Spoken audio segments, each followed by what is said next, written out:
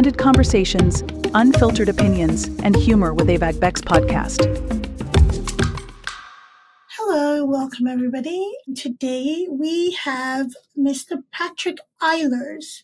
And Patrick is a licensed professional coach and also a licensed professional counselor. We are going to talk about things that do affect people and his career and what he does to help. So I'll defer to Patrick. Hi, Patrick. Welcome. Hi. Thank you so much for having me today. Really looking forward to our conversation, and I think it's going to be exciting. Looking forward to it. Yes. It's going to be exciting. And it's going to be deep stuff too. So Fair warning. So, Patrick, let's talk about, what you do in your career of being a licensed professional counselor. Is there a particular area that you focus on, or you would say your expertise is really, what's the word I'm looking for, like really focused? Because when we talk about licensed professional counselors, there's an array of area of coverage depending on, what the need is. Definitely. Yep. Lots of different areas in professional counseling and coaching both. There's a lot of specific areas people sort of like to specialize in. I have been a specialist in the past. I've worked for a practice that specialized the last 4 years. We specialize in sex addiction. So we worked for a recovery program that basically helped people overcome sex addiction and heal from that. So there certainly was an element of my career that I have been specialized. Before that, I was more of a general practitioner, kind of like you're saying. Sort of more, I just kind of saw a lot of different ages, a lot of different groups of people, couples, individuals, kind of worked with everybody. So I've had different parts of my career where I've worked, sort of across the field in different ways. And then at the end of last year, coming into this year, I started my own coaching company. And so the goal with that is to really help people find balance. I mean, one of the things that we kind of have in our society today is a lack of balance. And so the coaching idea really comes out of two places. The first is to really help people identify in their life 8 dimensions of wellness. So that kind of that encompasses lots of different parts of their life: financial, environmental, spiritual, physical, emotional, intellectual, a lot of different areas that pie, so to speak, has of different areas in their life. So it's about finding balance in that pie. And then the secondary part with that is also working on helping people identify who they are, learn about themselves, learn about their emotions, so have greater emotional intelligence, and then being able to communicate that. I think when I'm talking about, in my experience, I've seen a lot of different symptomologies, whether it be anxiety, depression, whatever it is. You usually see a person has other things going on in their life kind of behind the scenes. Those are the symptomologies that show up. That's what sort of people see exteriorly, but internally there's some other things going on there. In my experience, those 3 areas, identity, emotional experience or emotional intelligence, and communication, really have a lot to do with helping a person become the really kind of cliche best person, best version of themselves, so to speak. So the idea is to try to help people focus on those areas, and hopefully that diminishes some of those other symptomologies that they have. Now, there certainly is people that are in need of deeper work, absolutely. And so there's certainly some that we want to encourage people to continue to explore that more if they need to. But my hope is that the coaching company really kind of blends or sort of bridges the gap between the average person population and sort of the deep therapeutic work. There really isn't a lot of places for that. And when you're as a therapist, we see a lot of people who work in that sort of space. And with insurance and a lot of other circumstances that are going on, it's kind of hard to necessarily help those people the same way you would somebody who maybe has all the symptomology, so to speak, of somebody who's diagnosable. So that's kind of the goal of the coaching company and kind of the shift I made. I felt like it fit more with my skill set. Okay, great. Thank you for sharing that. So you mentioned something about balance, and I want us to expand on that a bit. And you said it's something that a lot of people in society who do not have that balance. And we hear this a lot, especially in the corporate world, work-life balance, which is usually not the case. It just means that you can take your laptop home and continue working. I believe that most people don't know that there's a balance that could exist that can actually lead to harmony, personal harmony. Do you see that to be true? And also that people don't know where to turn when it comes to really honing in and finding a place to balance their lives, to eliminate those symptomologies you mentioned? Yeah, I would kind of go a little bit more on the lines that I think people believe that exists, but I think people have a hard time not allowing their basket or their pie, so to speak, whatever analogy you want to use, to get filled up. So I think it's a harder space to know, like, this is me doing a lot of things well, me doing kind of a lot of things in kind of use of personal harmony. And then there's a part of where I get overwhelmed. And I think it's pretty easy for us right now in this society to get overwhelmed, mainly because the way I look at it is that we have a lot of intimacy with devices. Like you just talked about, the laptop can come home. Right. It never, it doesn't get left at work. You have a real hard time breaking and separating from that particular space. I see this a lot with the phone when I was working within the addiction world. People have a super, super intimacy with their phone. Their phone goes to the bathroom, phone goes to the bedroom, phone goes to places that the phone really has no real business to go to those things, right? That's lack of boundaries. So there's a part of that where I think a lot of those intimacies of the devices and those kind of things create a lot of this inability to have that balance I was just talking about. Now, balance doesn't necessarily mean that it's going to always be perfect all the time. It's hard to recalibrate that. There's certainly seasons in our life that create, mismatches in that, where it's not going to be stable all the time. But I certainly believe that one of the things that people sort of struggle with, and I also say this in my own personal life, is that it's hard to necessarily fill up all of those things in a way they complement one another, which is hard to do because sometimes there's things that just don't complement, right? There's certain things at work that happen that we have to take extra time to, or maybe if we have kids or other relationships in our lives that we have to, attune to. So it's kind of that, learning how to recalibrate that on a regular basis and knowing more about yourself, which goes back to some of that emotional intelligence I was talking about, knowing where you're at before things get overwhelming. Because a lot of times I meet people after that's already happened, right? That's usually when people are seeking help. So I think it's a lot about trying to find that balance in a sense that that's a continual process. It's never something that just stops. Yeah. So talking about phones, because that is really a problem, right? Especially with an addiction, with sex addiction, we'll come to that. But when it comes to our dependence on our phones, some of us wear watches, but we'll reach for our phones to check the time, right? Instead of the watch. Yep. Some of us have alarms set on our phones as opposed to a traditional alarm clock, right? Some of us have businesses or have careers that we have to respond to things in a time-sensitive manner or keep tabs on, what is happening, what we're doing career-wise. Where should we break that so it doesn't become, it's kind of silly to say it becomes a chronic problem because it already is a chronic problem. Right. Yeah. Where do we start enacting those boundaries where I'm a business person, I'm expecting a call from a client, or I'm checking to see if the client responded to me because they're waiting for an answer? Where do I break that where it doesn't impede on that balance that we're talking about? It doesn't go with me to the bathroom, to the bedroom, to the dining table, and during family time. Yeah. Well, now that I started my own business, it's harder for me to say. It was better before when I didn't have it because I can relate to that differently now. But certainly the idea that yes, there is a part where these are tools that have become sort of, like I said, intimate in that way. I think when it comes to like the bathroom and the bedroom, one of the biggest things I always suggested with people when they used to work with the addiction was to create a garage for the phone and the devices, right? You have a basket or you have some place that the phone goes that's in like a public area, right? Or all the devices for that matter, could be tablets, could be other laptops, whatever it might be, have a place where all the devices go, at night. Keep them out of the bedroom, keep them out of the bathroom, really, make those boundaries concrete. Because if you don't, then those things are going to be able to be something that slips pretty easily. People put them in their phone, their pocket, and they bring them in, wherever they go. And so that's part of it. So I think there's some hard boundaries around those kind of places there. When you're talking about time, I think with people, I mean, we talk a lot about face-to-face time. And so part of it is, are you going to dedicate a certain amount of time within your family, whether it be you and a spouse, you and a girlfriend, you and a boyfriend, or if it's going to be, a family beyond that, kids and et cetera, dedicating a specific amount of time, this is the hour, 6 o'clock hour, 7 o'clock hour, whatever it is, to actually devote that time face-to-face, no matter what the case is. And everybody has the same rule. I think if you let only certain people participate in it or whatever the case is, then you're going to kind of find yourself back in the same spot, right? We like to do the same kind of thing over and over again.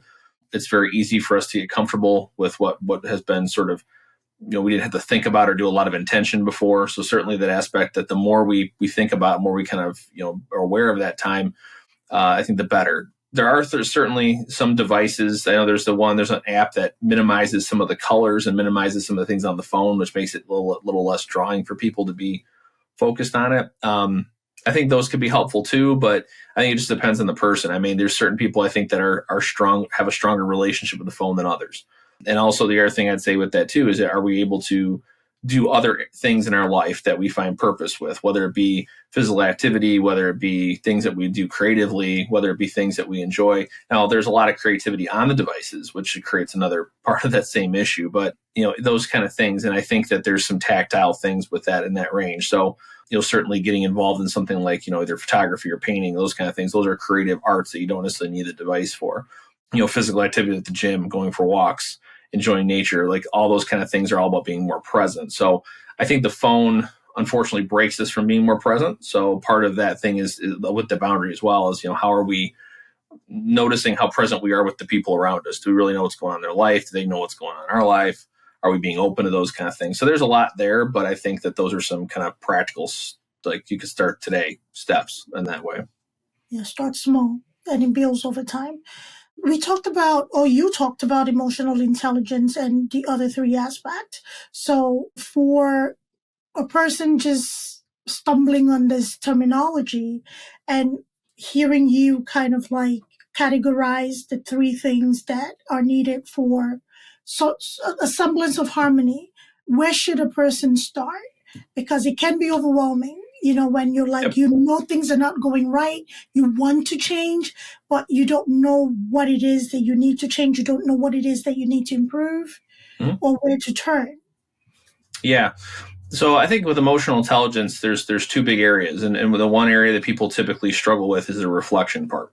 There's a book I can recommend called Emotional Intelligence 2.0. It's a really good book. I've been kind of going through it myself. It's been a good insight there for me. I'm sure it'll be insight for people listening. But I think one of the first practical areas you can start with is to get what they call an emotions wheel. And there's lots of those out there. You can Google image them. The one I like, the one I've used, one I recommend for people is one from the Calm app. There's one that's online that basically has a bunch of different colors and different labels for those emotions. Use that in conjunction with some type of journaling. I think journaling is underrated. I think for everybody, I think that's something that's helpful. I know for me, it's something I struggle with too. But I've always thought about the idea that you want to journal in a way that's productive for you. A lot of times we think about journaling as kind of like a free association, basically like we're just sitting down writing whatever we're feeling. And that's not always the most effective type way of journaling. There's other types of journaling you can do. You can formulate some questions, ask some questions that are specific reflection questions. In the era of AI, you could use AI questions, ask it to formulate some questions of your own reflective day. Maybe ask it, hey, I need 5 questions on how to reflect my day. And it'll give you some different ideas there, some prompts. You can utilize what they call emotion cards. And there's those are available on Amazon, where basically it's a card that has a specific emotion on it and it has some prompts that go with it.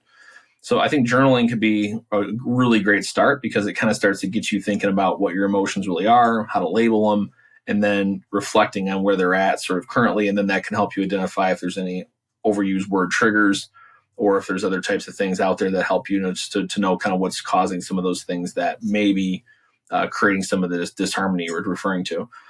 Emotions are something that people typically are afraid of, men and women. Seems like that's very common for folks. And I always think about them more as like signals. They're basically kind of like antennas picking up things around with the world around us. They're not designed to scare us. They're designed to help us understand what's going on.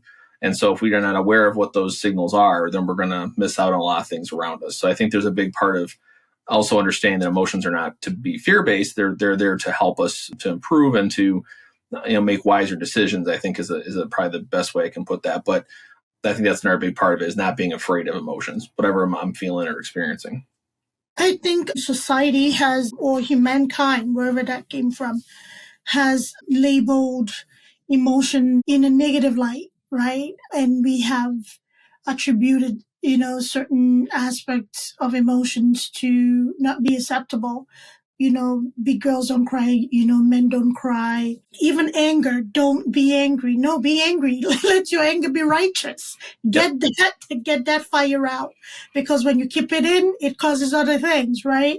Yep. So I think just because certain things have been labeled a certain way, people are naturally cautious of feeling or expressing emotion. So thank you for that. So let's go into the world of sex addiction. Okay. This might sound strange to people that this is actually a thing, right? Mhm. What is the definition clinically and for the everyday person listening to us? What is the definition of sex addiction? Well, that's tough because it's hard to say there's just one definition per se of it. So I'll give you kind of the clinical sort of space of it, right? Is that there's about 10 different sort of experiences people have, you want to call them experiences, that create basically unhealthy sexual behavior. And so what is unhealthy sexual behavior? That's a large conversation that can go probably a lot longer than our time. But unhealthy sexual behavior has a lot to do with how people use sex. So if you think about like food addiction, people use food to feel better. And that's very similar to how sex is in that way, right? If I masturbate, I feel more numb. Sometimes I feel more connected. I feel less stressed, those kind of things. That's just an example, but that's kind of how people might use it. It's different than a substance because a substance kind of alters your sort of reality. I would say that sex addiction is more about trying to escape reality. So then giving yourself sort of a space where, fantasy exists and trying to be in that space. And a lot of times I think especially with sex addiction, it seems like it's also, it's something that people keep really under wraps for various reasons. One, because there's a lot of shame, but the secondary part I think is because people feel like it's accepted and a lot of people know that it's accepted. It's just not brought up. And so there's a lot of times where it's used in a way that is very just, I don't know if it, like I said, unhealthy is probably the best way to word it, but certainly that you're using sex in the way that it's not designed to be. It's not designed for intimacy, or it's designed for intimacy. You're using it in a non-intimate way. And so that's, again, where I talked about intimacy with the phone. A lot of people who view pornography, for example, they have a very intimate relationship with their device because their device creates that, false reality, so to speak. So there's a lot there with that. I think that, and again, it's something that's a progression. For some people, there can be people who are, that's a daily practice. Sometimes it's a multiple times a day practice. And then there's some people, maybe it's once a month. But it's kind of like, there's some personal understanding there as well. Like, again, what's unhealthy for one person might be different for somebody else. And that's another part of that whole, sort of spectrum of behavior. But I always think about, if you're having sex with yourself or masturbating in that sense, just as the example, you're not going to have a lot of intimacy with people around you, including your partner, because it doesn't feel safe to do that. It only feels safe to really be with yourself. So you may be intimate 95% of the time, but that 5% is the part that's missing. That's the part that your partner doesn't see. So that's some things. I don't know if that helps define it a lot, but that's some ways I would think about how sex might be used in an addictive pattern. Yeah. I mean, it definitely sheds light on it. So when sex addiction is present, so from what I'm hearing you explain it, and this is for everybody listening, is something that somebody does solo, independently, as opposed to somebody else. So could that be the case, or could it be pervasive in a way where they actually use it in inappropriate way with somebody else? Absolutely. Yeah. It's not just solo to it. I mean, again, I'm kind of just going with kind of the more, I would use kind of general sense that people typically, especially with like pornography, that's more of a solo behavior. But it could be masturbation without pornography. I mean, that's not common, but it does happen. It could be a multiple affair person. It could be a person who has chronic affairs, with somebody else specifically, or it could be just kind of jumping from relationship to relationship. I certainly think that's part of it as well. It doesn't mean that you've had multiple relationships in a row. It doesn't mean that you're in a sex act. Not necessarily. It means that, there could be also unhealthy relationships out there too. So it's not just, there's a lot of different factors to consider, but it could be multiple relationships. It could be, other unhealthy behaviors, certainly risky type behaviors, whether it's like, being involved with orgies and those kind of things. There's certainly those aspects of some of those kind of behaviors as well. So it is a spectrum of it. I don't necessarily, it isn't just solo, but I've just, most commonly, I feel like, at least in this era, that's really where we see a lot of people sort of being in the camp, is that they tend to be in that space. And sometimes that elevates in the amount of time that they use. Sometimes it elevates in the behavior. So sometimes you'll see a person who starts out watching porn and they will eventually end up moving toward affairs or to multiple relationships or those kind of things. It doesn't mean that's going to happen for sure, but that is sometimes that's part of people's escalation. So it's kind of like it would be like the alcoholic needs more alcohol to feel the effect. The same thing can happen for a person's behavior. You need to have more porn, or you need to have more adventurous behaviors or whatever in order to be able to get that type of effect from it. So definitely start somewhere, and there's usually a progression observed.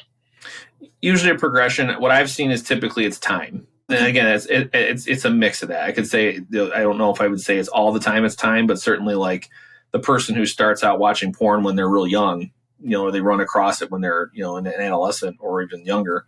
Typically that's the person that, they go from watching, maybe 15 minutes a week to watching, 15 minutes a day to 15 minutes an hour, that kind of thing. It's like that progression. It doesn't mean it's going to be immediate, but it does take some time, but that's usually one of the progressions you see.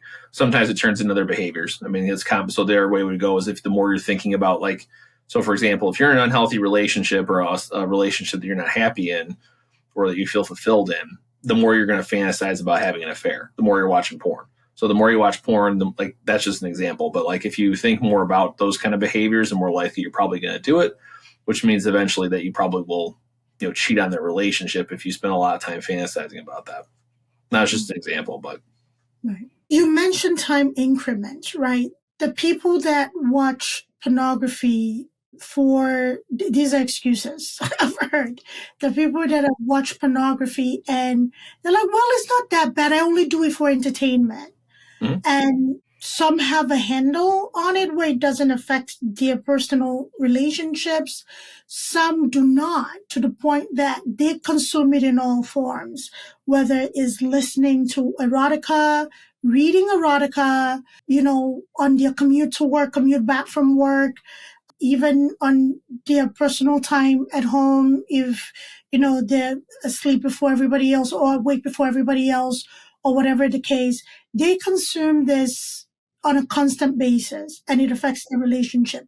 What is the difference between maybe those two groups of people where somebody has a handle on it where maybe they do it once a week just because I just want to watch this once a week, pleasure myself and, my relationship continues. I understand this is entertainment as opposed to somebody that does it chronically and the reality of physically having intimacy with your partner suffers. Mm-hmm. Yep. So I think that the similarity there would be that's the person who could be the functioning alcoholic or the functioning drug addict kind of thing, right? So however you define it, like you can define it as entertainment, understandable. There's a lot of sexualized material in social media that's not intended to be sexual, but it is. I think that's another contributor to why we have an amplification of a lot of these behaviors. But I do think that, from like you said, that, there's this person who sort of is defined, okay, it's entertainment, it's not cheating, those kind of things. And okay, I can see that justification in their mind.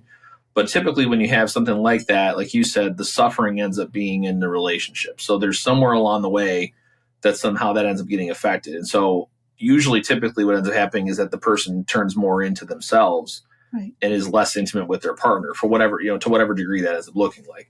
I think one of the things that seems to have happened and just seems like that's observationally that there's a separation between what is sexual and what is in relationship. And really, those are the things that are supposed to go together.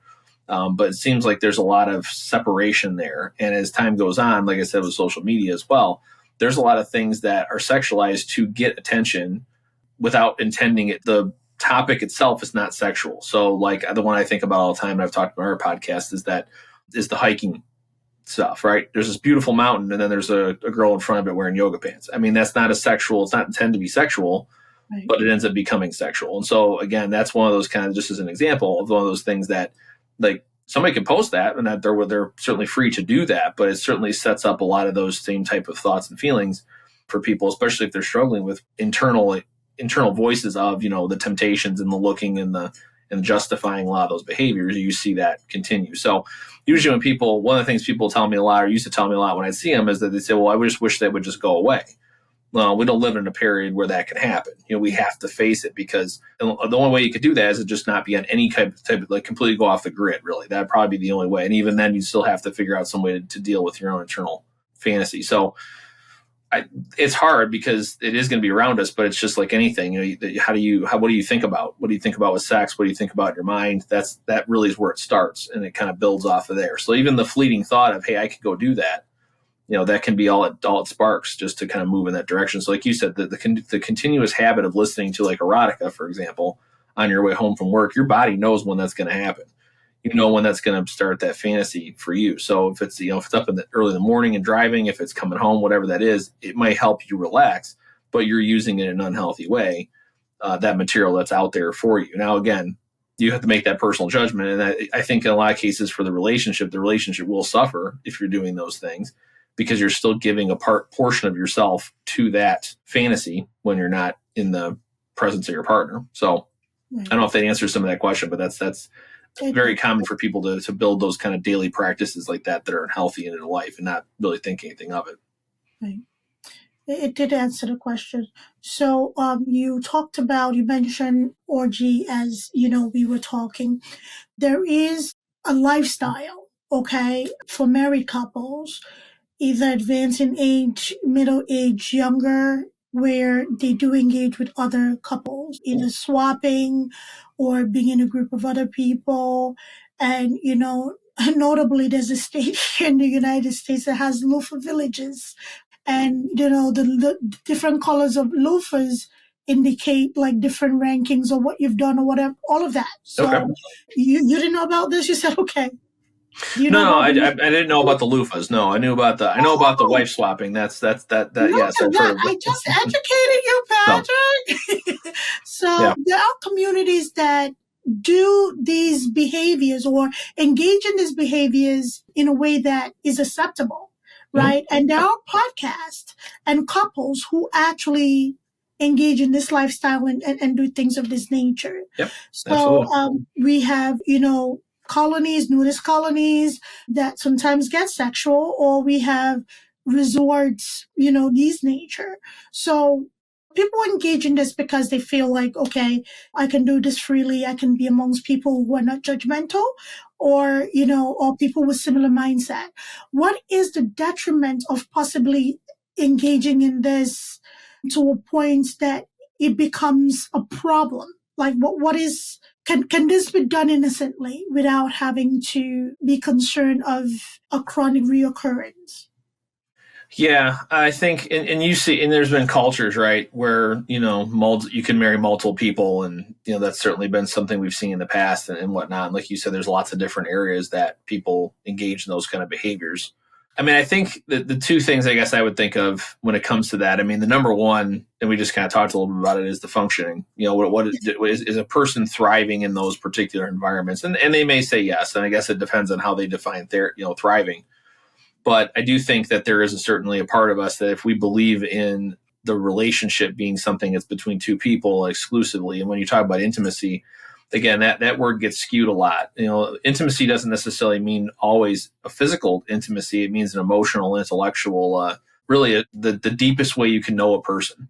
And that goes across the board. And that's not easy for anybody. There's no human being on the earth that's ever going to say, oh yeah, that was an easy thing to do. There's certain relationships where the intimacy is different than it is with like in the partnership of a marriage or like a covenant relationship, those kind of things.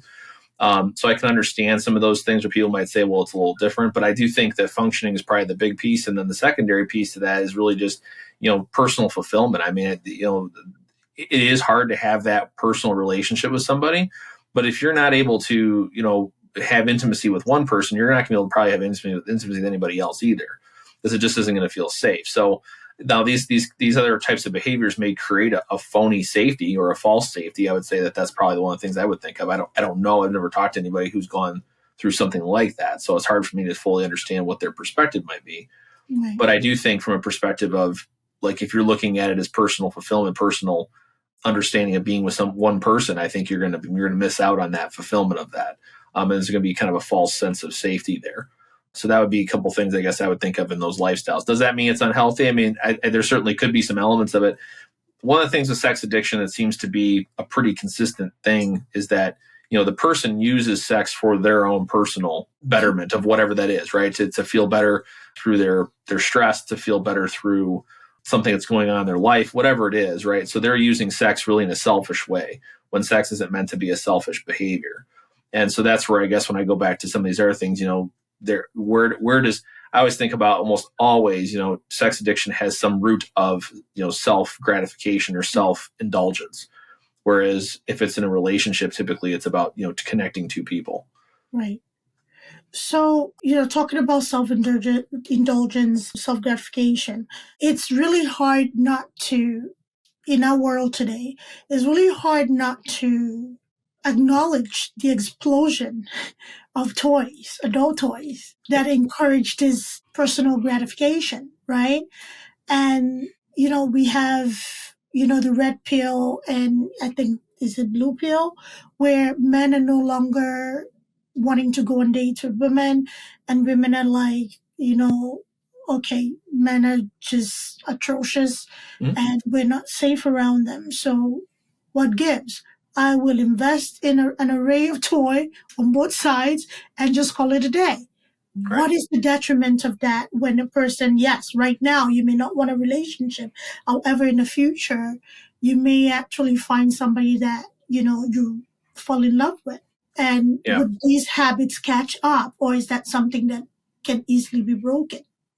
Well, I do think that the habits will catch up. Absolutely. In a lot of cases, at least with the men I've worked with, I haven't really worked with any women. The practice I was at, we had women therapists who worked with women. So I would work with the men mostly, but most men don't seem to want to have they don't start out with a desire to watch porn. It's not like necessarily the goal. The goal is like, if you're younger specifically, usually it has a lot to do with, it makes you feel better in the moment because you've had rejection. Typically that's usually where it starts. Not all the time, but some of the time. And so anyway, as that continues to build through your life, I mean, you focus more on it being, something that's a coping mechanism. I feel sad, I feel lonely, I feel disconnected.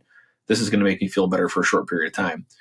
So I can't totally speak to on either side with it when it comes to toys. I think the same kind of thing happens. I mean, again, you're cocooning yourself from, emotional intimacy. Okay. Intellectual intimacy, if you want to you call both of those, right? The physical piece is not there either. You're just kind of you're engaging with yourself. And of course, you're safe because you're in control of it, right? So there's a control aspect there, which when you're talking about intimacy, in order to be really transparent with somebody else, you have to trust that the other person is going to not hurt you, and that's what people are trying to avoid. Yeah. And so I think from that perspective, that the level of intimacy, especially emotional intimacy and being connected with somebody, the more you practice your own self-gratification, the more you continue to practice that internal and I'm not saying it's easy for anybody. Of course, it's difficult for everyone, but the more you practice that, the more it's harder now to be able to be open to the person who you do love or do you care about.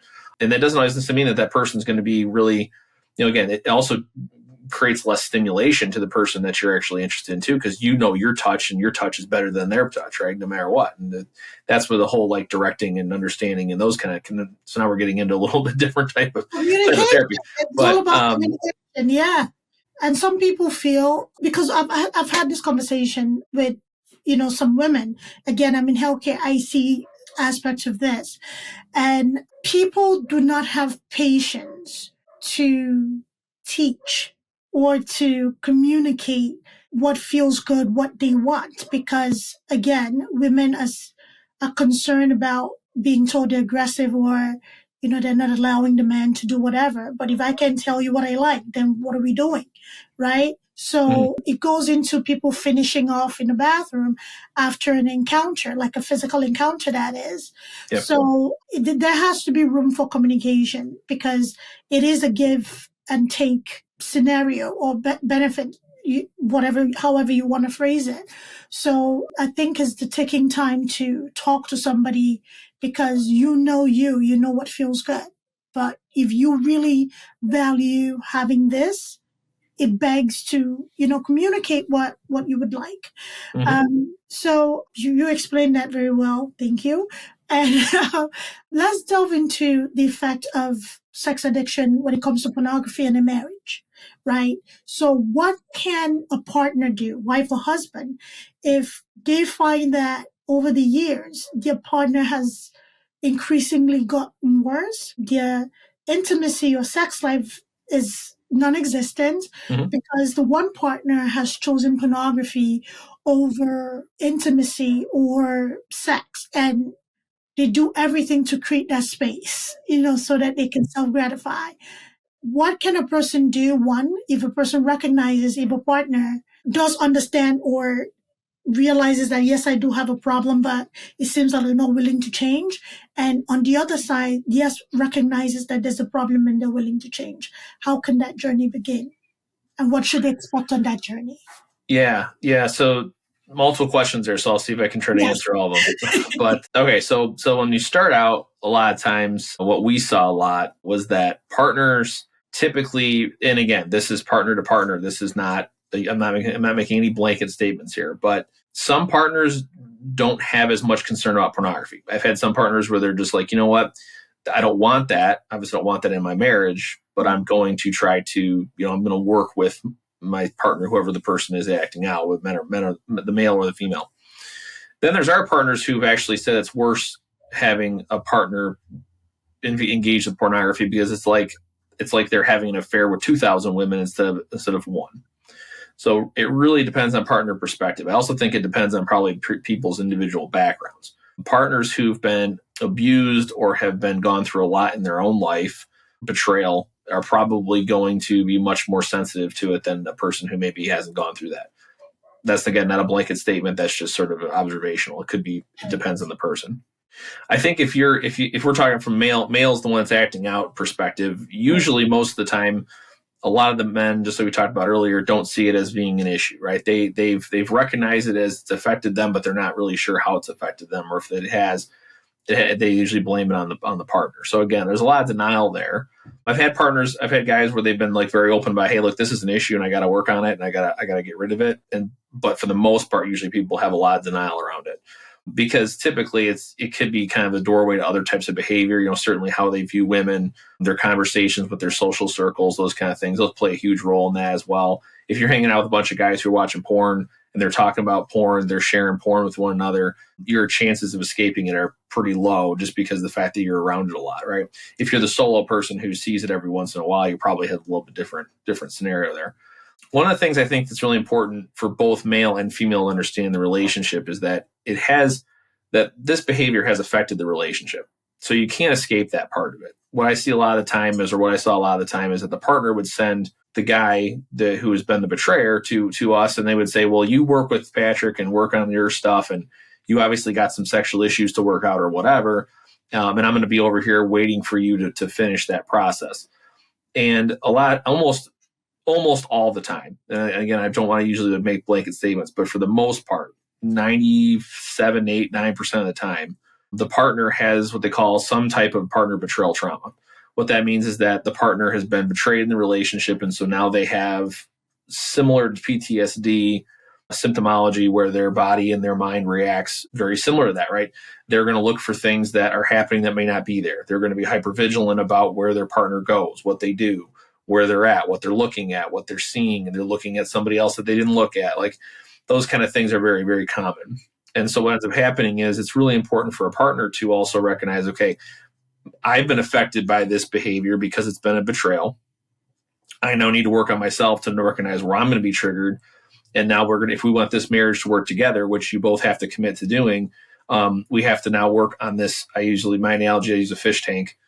It's a fish tank with red food coloring in it, right? Mm-hmm. The water's still there. Everything in it's still living, but the water's been tainted. Now we have to work on this together. This is not just a solo issue. If you don't do that, what ends up typically happening is it's a lot of this sort of, she's going to try to control the situation to not be hurt. He's going to have a very hard time being able to prove himself because, again, the changes that are usually made are very small and incremental, like we talked about earlier. And it ends up having that the relationship just becomes a power control, right? It just becomes either she's going to control him so that he can't act out, or he's going to try to, pull away, and there's going to be still no intimacy.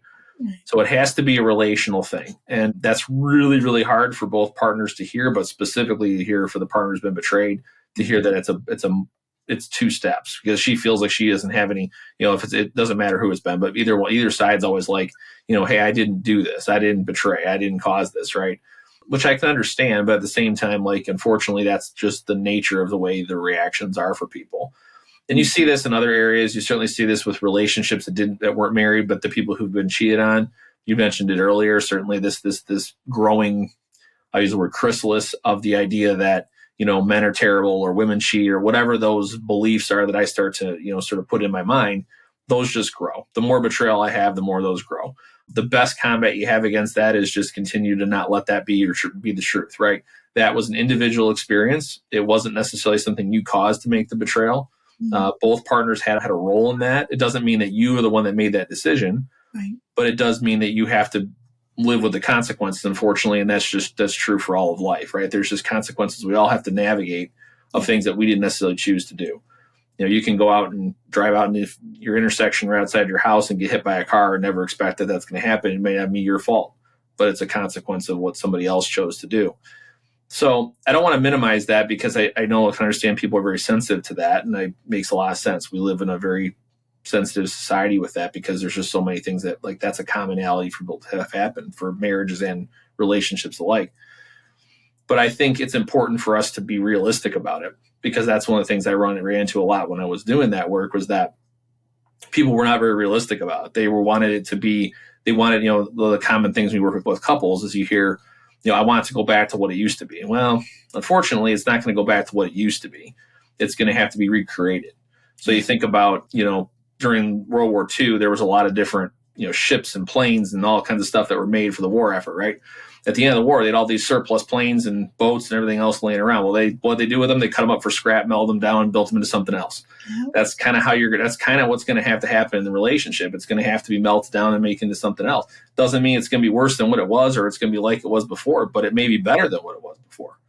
And I think that's a realism that people have to embrace. And that's not it's not easy. It's not fun. It's not necessarily something everyone wants to do, but that's sometimes what you have to do. It's the changing of that part. So I do think that relationally, it's a very sensitive issue, and that can be, and I want to be sensitive to that. But at the same time, it's something that it's hard for me also to sit here and go, the betrayer is the person has to pay for what they've done because it just isn't like that. So, yeah, absolutely. I've also seen where the partner, usually the wife, is so exhausted with reoccurrence after promises to not engage in the behavior or discovering new things where they just disengage for safety, right?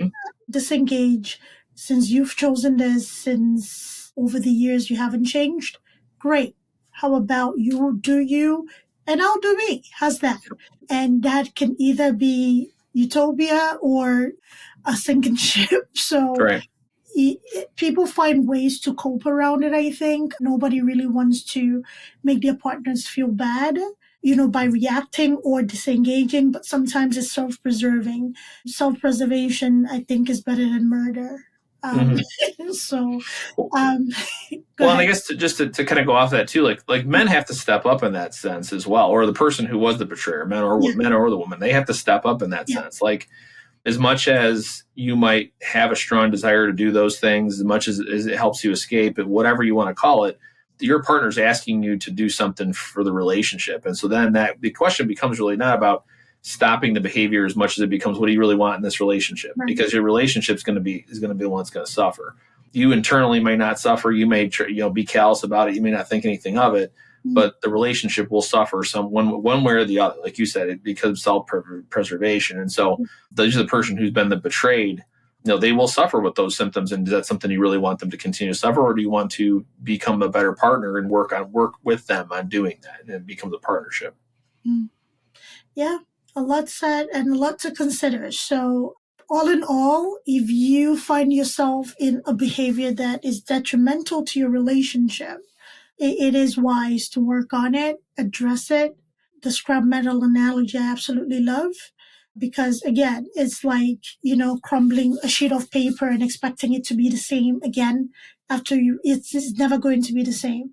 You have to find other ways to make it work because that trust already has been bridged. So, Patrick, if somebody listening to us is struggling and truly does want to make a change, but they don't know resources around them and they would like to reach out to either work with you, your organization, how can they do that?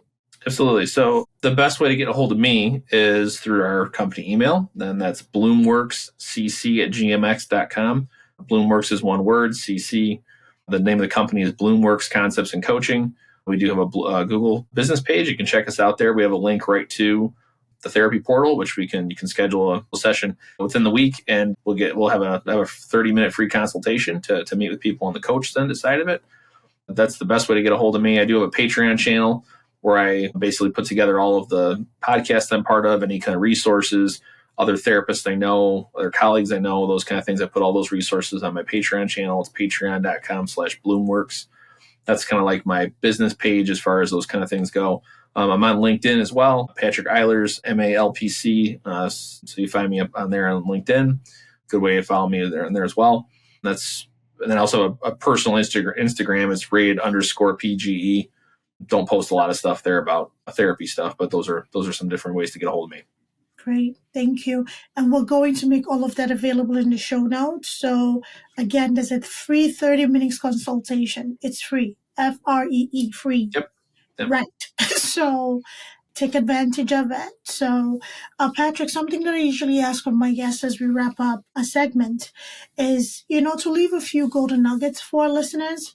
So what would be the golden nuggets that you would like our listeners to walk away from, especially with this conversation? Sorry, Patrick. What would you like them to walk away with? Goodness, English is escaping me this morning. What would you like to walk away with? Okay. I was going to say, because there's a couple different things I guess I could think of. And the first thing is that there's a great song by a group named Switchfoot, and one of their lines in one of their songs is every breath is a second chance.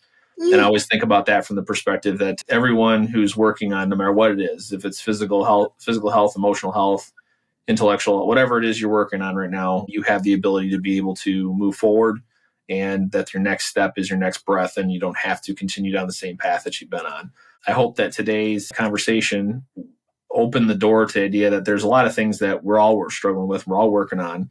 You're not alone in those things, and that you'll have the courage to step into those spaces for your own personal growth to impact the rest of other people's lives. And in my belief that we're all dominoes in some ways, and if we knock down one person's next domino, then we also have the responsibility to next knock down the next domino. And knocking down a domino doesn't have to be a huge inspirational thing. Sometimes it's just the fact that we have somebody who can relate to us, understand that we're not alone in those things. So I think knocking down your next domino, what does that look like for you? What does that look like is that taking a step and making a consultation? Is that taking a step and reaching out to somebody? Is that spending time with your partner? Whatever that might be, you have the ability to do that and the strength to do that. So if I can leave that with the listeners, that would be something I would hope that they would see and get from this conversation. Absolutely. Thank you so much. And that was a lot. Every breath is a second chance. Yes. So use it wisely. If you value yourself, you value your relationships, it is great to go and step into it. There's help. You're not alone. Okay. There's plenty support. You just have to decide to we can want it for you, right? We cannot want it for you. You have to want it for yourself. So thank you, Patrick Eilers, for being here. I appreciate you. And thank you, everybody, for listening. So if you're interested in reaching out to Patrick, we have everything in the show notes. You're going to click in and just get right through to him. 30 minutes free consultation is not bad. All right. Thank you, everybody. Take care of yourself. Bye-bye. Bye. Thank you, Patrick. Thanks for tuning in to AVP podcast. If you enjoyed today's episode, don't forget to subscribe, rate, and leave us a review. It really helps us out. We'd love to hear your thoughts and continue the discussion. So join us on social media or drop us a message. Until next time, keep exploring, stay curious, and keep pushing the boundaries of your world.